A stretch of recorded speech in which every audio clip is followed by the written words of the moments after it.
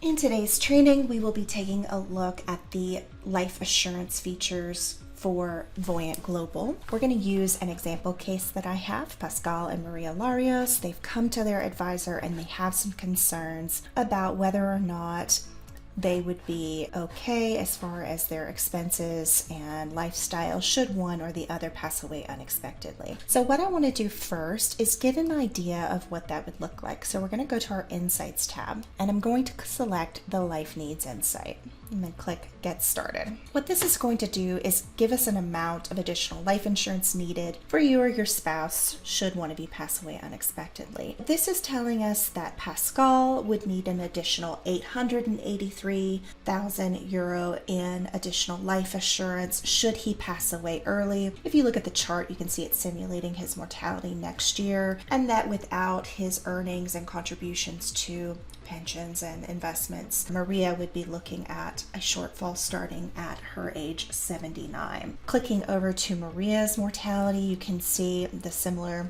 If she were to pass away at age 44, Pascal would start experiencing a shortfall at age 78 due to the lack of her earnings contributions. And so what we're going to do is I'm going to, based on this information, go to my dashboard again, and I'm going to enter in a life insurance policy to their plan. So I'm going to go to my insurance tab, term life, and this is just an example of how you might do it. You can do it many different ways based on what your suggestion for your client is. So we're going to enter in a personal policy. I'm going to have it be jointly held. Let's switch this over and I'm going to add Maria onto the policy.